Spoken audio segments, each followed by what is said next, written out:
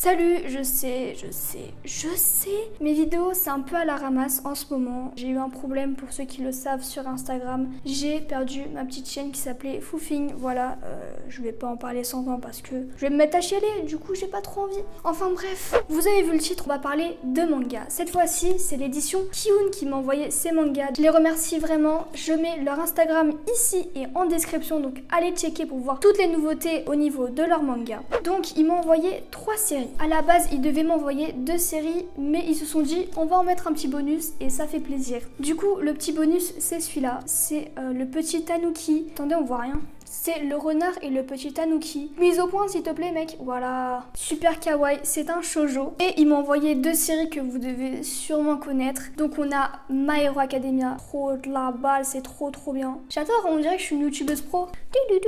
La dernière série qu'ils m'ont envoyée, c'est Jujutsu Kaisen. Je pense que vous connaissez mon amour pour Jujutsu Kaisen. Et si vous ne le connaissez pas, allez voir mes vidéos. Je vous mets un petit extrait.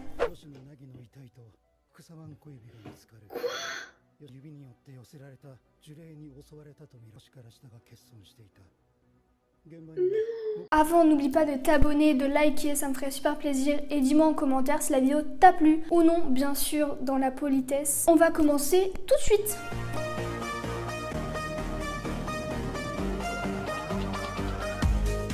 Alors juste, je vous préviens, au niveau du résumé, je vais essayer de faire un peu en mode voix off. Du coup, dites-moi si ça va vous plaire ou non, je vais essayer, je vous garantis rien. On va commencer avec le renard et le petit tanuki.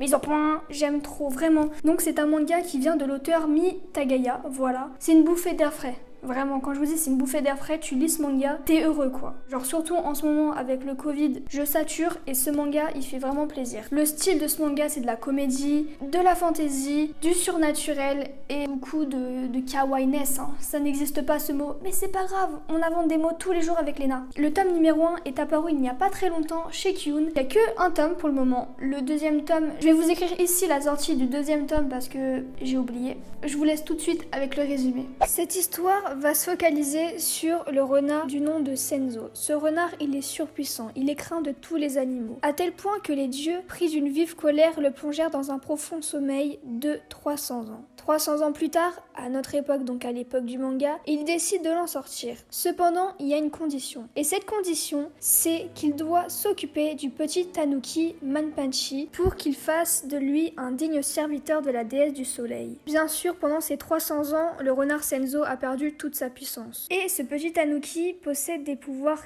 immenses, à tel point qu'il a été rejeté par sa famille d'origine. Le renard Senzo, bien sûr, refusera cette offre. Cependant, ce qu'il ne sait pas, c'est qu'il est obligé de le faire, car sinon, il a une douleur insoutenable. Le voilà donc obligé d'accepter le marché. Le renard Senzo arrivera-t-il à accomplir sa mission? À vous de le découvrir. Donc, ce manga, c'est une tuerie. J'ai vraiment eu un énorme coup de cœur pour ce petit manga. Comme je vous l'ai dit tout à l'heure, c'est une bouffée d'air frais. Ça vous donne que des bons sentiments et c'est trop mignon. Et puis ce qui est cool, c'est que l'auteur nous montre la profondeur de ce qu'il veut essayer de nous faire comprendre. Parce qu'on peut penser que c'est que un manga pour les enfants au niveau du design et tout, mais absolument pas. C'est un manga vraiment profond et tu comprends par la suite qu'est-ce que l'auteur veut vraiment te dire à travers ce manga.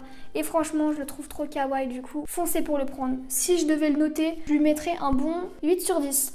On passe tout de suite à la suite. C'était censé le faire stylé. Donc, on continue avec My Hero Academia. Vous devez sûrement le connaître. C'est l'un des mangas les plus connus en ce moment. Il y a une animation qui est dingue. D'ailleurs, l'animation est sur Netflix. La saison 1 et la saison 2 vont être le 1er janvier. Enfin, la saison 1 est déjà apparue. Mais le 1er janvier, on a la saison 2. Et ça, c'est cool. Ça permet d'agrandir la communauté et ça, j'aime bien. L'auteur de ce manga, c'est Koei Horikoshi. C'est un manga avec du surnaturel, des super pouvoirs, des super héros, de l'action, beaucoup d'humour, mais c'est vraiment un chef-d'œuvre. Et quand je vous dis que c'est un chef-d'œuvre, c'est vraiment un chef-d'œuvre. Que ce soit l'animation ou le manga, c'est une dinguerie, mais une dinguerie, c'est pas possible, comment c'est trop bien. Je vais parler 100 ans, on passe tout de suite au résumé. Super héros, super pouvoir, on a tous déjà rêvé secrètement de posséder une aptitude hors du commun. Dans ce nouveau monde, ce rêve est désormais à la portée de toute la population car il est possible de naître avec des pouvoirs, du nom d'Alter. Mais certains malchanceux en naissent laisse dépourvu. Midoriya Izuku, adolescent de 14 ans, demeure l'une de ces exceptions. Grâce à sa nature persévérante, son rêve d'enfance devient réalité lorsqu'un jour il rencontre le célèbre héros All Might, le numéro 1. À partir de ce jour, la vie de Midoriya changera. Donc, ce manga, qu'est-ce que j'en ai pensé? Au niveau de l'animation, j'adore l'animation, elle est incroyable, elle est magnifique. D'ailleurs, le manga et l'animation se correspondent totalement. Mais je sais pas pourquoi, le manga m'attire plus et j'étais beaucoup plus à fond dans l'histoire que pendant l'animation. Mais franchement, c'est une histoire que si vous n'avez pas lu ni regardé, foncez parce que c'est vraiment une tuerie. Pour le moment, il n'y a que 26 tomes en France et il y en a 28 au Japon. Donc en vrai, on n'est pas si décalé que les Japonais. Ma Redline vient de se casser la gueule. Donc, si je devais noter ce manga, je lui mettrais un bon 9,5 sur 10. Les 0,5, c'est parce que j'attends la fin. Mais c'est vraiment super bien. C'est un manga qui a beaucoup d'émotions et les dessins sont incroyables. Un extrait là, c'est super beau et vraiment, je vous conseille fortement. Est-ce que j'ai aimé? Oui, j'ai aimé. Et on passe au dernier manga, Jujutsu Kaisen, trop bien, regardez, oh, qu'est-ce que je monte bien le manga, j'adore. Du coup, Jujutsu Kaisen, c'est un manga qui a été réalisé par Geiji Akutami, donc c'est son premier manga, et c'est une tuerie, le mec il a dead ça quoi, genre vraiment. L'animation, elle explose en ce moment, le manga il explose en ce moment, c'est une tuerie, mais vraiment c'est une tuerie. C'est un univers avec du surnaturel, avec de l'exorcisme, avec beaucoup d'humour et beaucoup de BG. Alors si vous voulez des BG les meufs, c'est ici qu'il faut regarder parce que il n'y a pas un personnage qui est moche. Franchement, je ne sais pas comment ils ont fait. Je suis en crush sur tous les personnages. Mais vraiment.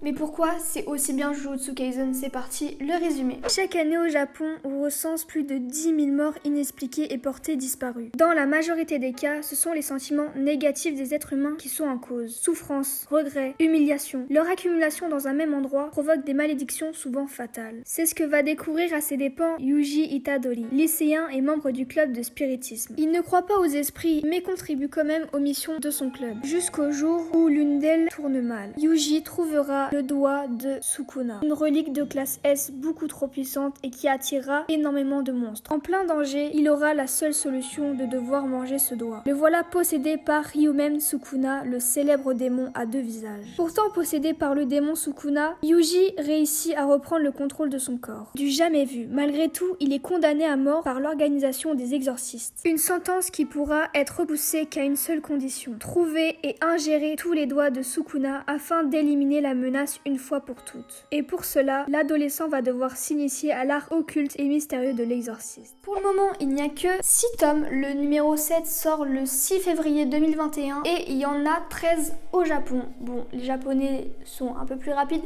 mais c'est pas grave, nous on va les rattraper bientôt. Ils m'ont envoyé les 4 premiers tomes, donc on a le premier avec Itadori, super beau. On a le deuxième, en train de le finir, il me reste que ça, avec Megumi, qui est, alors, je tiens à vous le dire, je préfère Megumi dans le manga que dans l'animation. Dans le manga est beaucoup plus beau que dans l'animation, je sais pas pourquoi. On a le tome numéro 3 avec Nobara, je crois qu'elle s'appelle, j'avoue je sais plus comment elle s'appelle, mais je l'aime pas. Et le dernier tome qu'ils m'ont envoyé, donc c'est le numéro 4 avec Mister Gojo, il est super beau, genre vraiment. C'est l'une des couvertures que j'aime le plus, déjà parce que j'adore le bleu, et puis je sais pas, il est beau quoi. Je peux pas le lire parce que sinon je me spoil la saison qui arrive en animation. Du coup c'est un manga que j'aime trop. Si je devais noter ce manga, je lui mettrais un 8,5 sur 10 je pense. J'attends de voir qu'est-ce que nous réserve la suite, mais franchement il est en une super bonne lancée, un peu comme Chainsaw Man. D'ailleurs Chainsaw Man a bientôt une animation, et oui je vous l'annonce, Chainsaw Man aura sûrement une animation avec le studio MAPPA. J'espère que la vidéo vous a plu, j'espère ne plus être trop en retard au niveau de mes vidéos, j'en suis désolée encore. Bref, sur ce, passez une très bonne journée ou une très bonne soirée. Sayonara!